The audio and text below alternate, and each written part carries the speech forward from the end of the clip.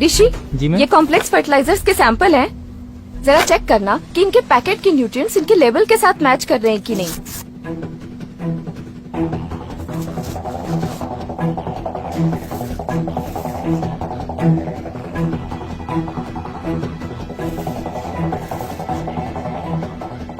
Packets के label अलग अलग हैं, लेकिन मिक्सचर सब में एक ही है। नया और अच्छा समझ के किसानी से खरीदते हैं। ज्यादा फर्टिलाइजर यूज करने से जमीन के पानी का ऑक्सीजन लेवल कम हो जाता है। मैम इसका मतलब ये फर्टिलाइजर्स भी एक तरीके से पॉइजन है। ऋषि, ये तीनों चीजें ना एक दूसरे से इंटरलिंक्ड हैं। अगर एक किसान जेनेटिकली मॉडिफाइड या हर्बिसाइड सीड खरीदता है तो उसे मजबूरन ये फर्टिलाइजर्स और पेस्टिसाइड खरीदने ही पड़ते हैं, वो कैसे? क्योंकि इन प्रोडक्ट्स को बनाने वाली कंपनीज के सर्टिफिकेशन यहीं से अप्रूव होते हैं। ये देखो, ये देखो, ये इन्हीं की स्ट्रैटेजी है। ये देखो,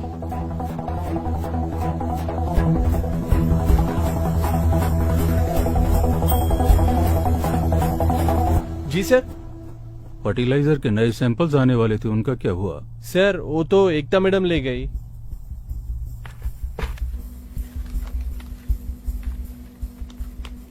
मैम ये तो सरेआम धोखाधड़ी है।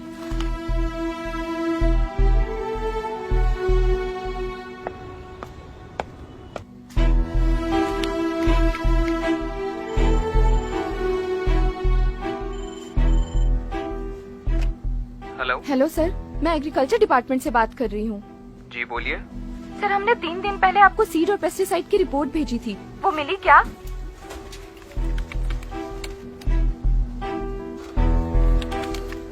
नहीं, हमें आपके कोई रिपोर्ट्स नहीं मिले।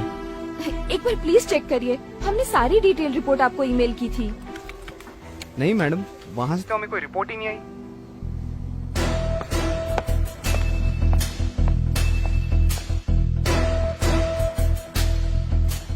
हेलो ऋषि, जी सर। आज शायद तुम्हारी इंटर्नशिप का लास्ट डे है। जी sir. Why don't you go to my cabin and wait for me?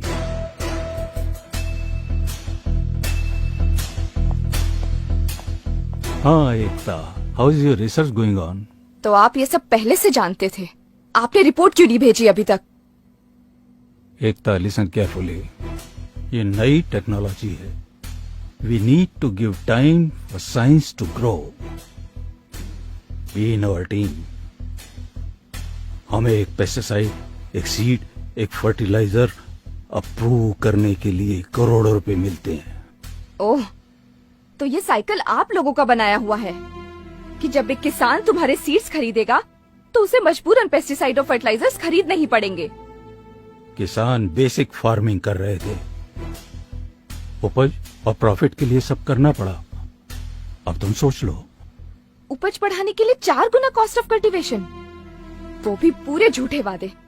PT cotton के बारे में क्या दावे किए थे आपने कि पूरा पेस्ट कंट्रोल होगा, पेस्टिसाइड की जरूरत नहीं पड़ेगी, पर हुआ क्या?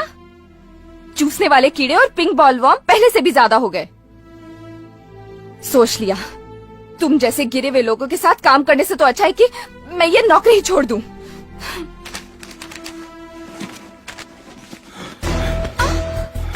मैं देखता हूँ कैसे छोड़ती है नौकरी। मैं तुझे छोड़ के जाने दूंगा तब ना।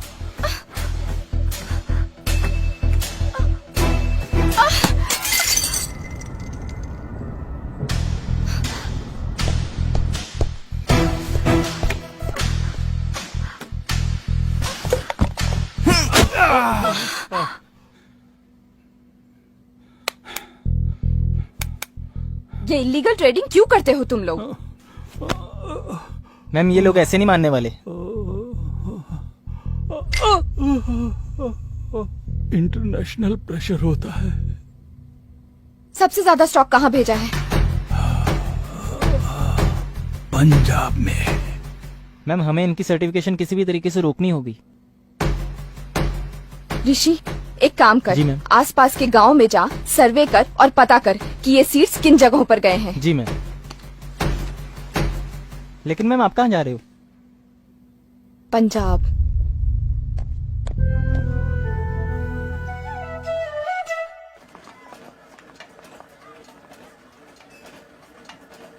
भैया, जी मैं एग्रीकल्चर रिसर्च सेंटर से आई हूँ, मुझे अवतार जी से मिलना है। आपका नाम? मेरा नाम एकता है।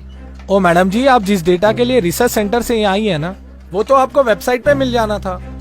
ओ तुसी तो एवे ही आगे जी इतनी दूर। देखिए, मैं समझती हूँ आप क्या कहना चाहते हैं, पर हमारे सेंटर से जो पेस्टिसाइड्स अप्रूव होकर आए हैं, मैं उनके डिटेल्स जानना चाहती हूँ। और उनका क्या, जो पिछले 30 साल से अप्रूव होके आ रहे हैं? मतलब? मैं बताता हूँ, चलिए।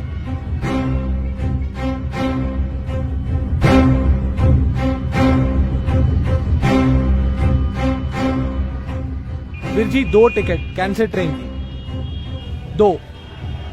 Your attention.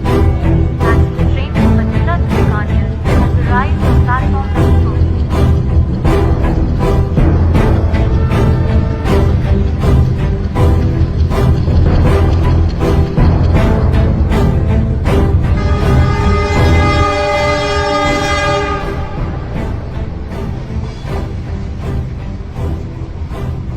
मैडम जी, इस ट्रेन का हर दूसरा बंदा कैंसर का पेशेंट है, आप किथे भी चेक कर लो।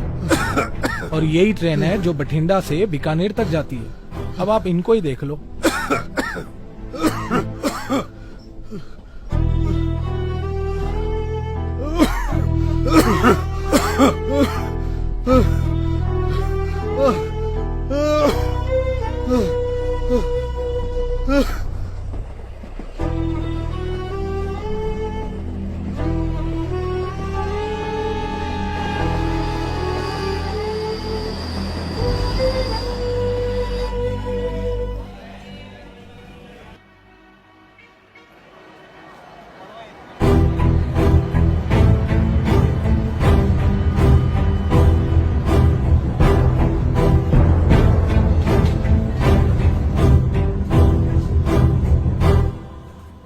आइए आइए, देखना चाहती थी ना आप, ये हाल किया आपके पेस्टिसाइड्स ने।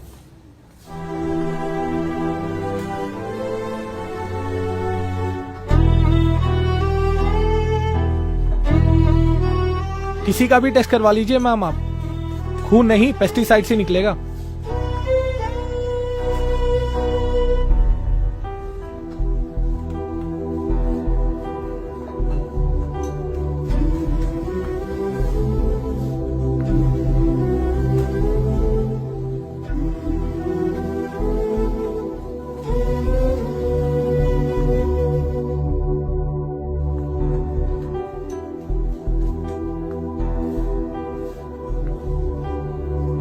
गवर्नमेंट से कोई हेल्प? जहर और दवाई दोनों एक ही कंपनी बनाती है। अगर आपको फुल डिटेल चाहिए तो आप दिल्ली जाकर भूषण सर से मिल सकती हैं।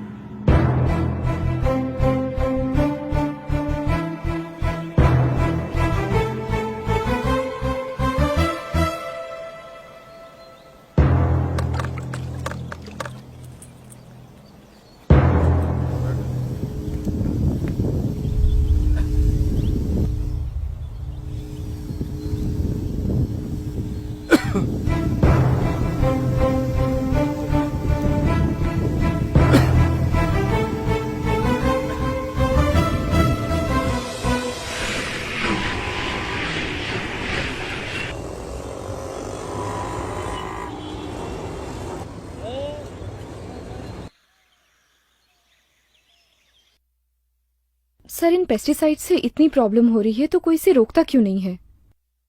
प्रॉफिट बेटा, प्रॉफिट। एकता, हमारे देश में 100 अलग अलग तरह की फसलें उगाई जाती हैं। इन 100 फसलों में से सरकार सिर्फ 24 फसलों का दाम तय करती है। और उन 24 में से 2 फसलें गेहूं और चावल को सरकार किसानों से खरीदती है। गेहूं और चावल के दाम गांव में एक सर्वे टीम को भेजकर किया जाता है। सर्वे टीम किसान से उनकी खेती की लागत के बारे में जानकारी लेती है। किसान अपनी 30% कमाई पेस्टिसाइड, सीड्स और फर्टिलाइजर खरीदने के लिए, 30% लोन पे करने के लिए और बाकी बची कमाई जमीन का किराया भरने में लगाते हैं। किसानों की इस लागत के आधार पर सरकार भाव तय नहीं करती, बल्कि कंज्यूमर की जेब की क्षमता के अनुसार भाव तय किया जाता है। सरकार के इस निर्णय से किसानों को बहुत बड़ा नुकसान होता है और बाकी के 22 फसलों का भाव लोकल ट्रेडर्स तय करते हैं। जब मार्केट में उन 22 फसलों की डिमांड ज्यादा होती है, तब उन्हें गोडाउन में रोक दिया जाता है। डिमांड दोगुनी होने पर ट्रेडर्स उसका फायदा उठाकर फसलों को मनमाने दाम पर बेचते हैं। ट्रेडर्स की इन हरकतों से किसानों को उनकी फसलों का सही दाम नहीं मिल पाता। उदाहरण के तौर पर किसान जब एक फसल को बाजार में बेचने जाता है, तब उसका पहला हिस्सा उसे तैयार करने में जाता है, दूसरा उसकी पैकिंग में, तीसरा ट्रांसपोर्टेशन में, चौथा उस पर टैक्स भरने में, पांचवा मार्केटिंग पर, छठा मिडलमैन को, सातवां होलसेलर को, आठवां रिटेलर और सबसे आखिर में जो हिस्सा बचता है वो मिलता है किसान को। इस नुकसान से बचने के लिए अगर सारे किसान मिलकर अपनी फसलों को सीधे कंज्यूमर को बेचे तो उन्हें सिर्फ पैकिंग, ट्रांसपोर्टेशन का खर्च होगा। इसके अलावा उन्हें सिर्फ रिटेलिंग और उसका टैक्स भरना होगा। इस प्रोसेस में पहले 90% के मुकाबले 50% ही किसान का खर्च होगा और बाकी का 50% किसान को मिल जाएगा। किसान अपनी मर्जी से खेती कर सकता है, लेकिन अपनी मर्जी से बेच नहीं सकता। सर, अथॉरिटी कुछ क्यों नहीं करती? अथॉरिटी?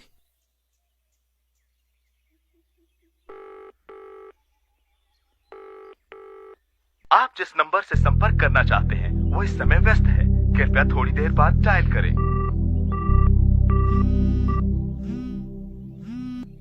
हाँ ऋषि। मैम, गांव वालों को मुआवजे के नाम पे सिर्फ 5 रुपए का चेक पकड़ा रहे हैं। ऋषि, सारी डिटेल्स ईमेल करो। जी मैम। मैम, एक और चीज। हाँ हमने जो लैब में सीड्स, पेस्टिसाइड्स और फर्टिलाइजर टेस्ट किए थे, हाँ। गांव वाले वही सारी चीजें इस्तेमाल कर रहे हैं।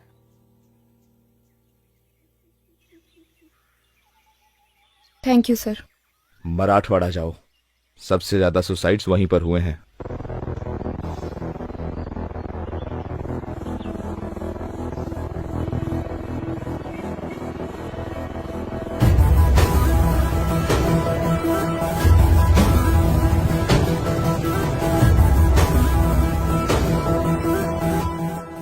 मैंने ये मीटिंग इसलिए बुलाई है ताकि मैं इन प्रोडक्ट्स की सच्चाई आप सबके सामने रख सकूं।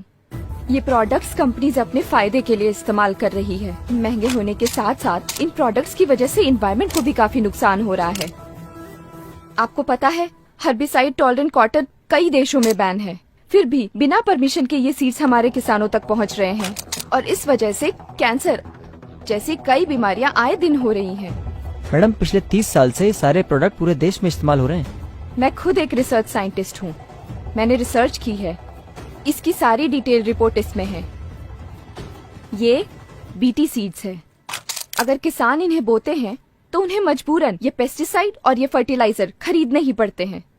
ये एक ऐसा चक्रव्यूह है जिसे सीड, पेस्टिसाइड और फर्टिलाइजर की इंडस्ट्री ने मिलकर बनाया है। इसका मतलब आप ये कहना चाहती है कि हमारे किसान इन सारी चीजों की वजह से कर्ज में गिरते हैं?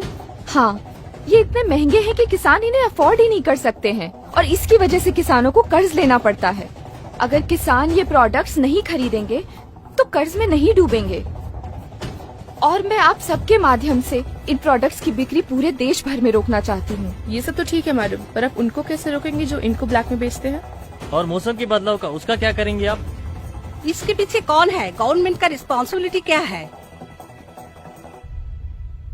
हम कोशिश करेंगे, इस मिट्टी के साथ काम करेंगे, मिलकर रास्ता निकालेंगे।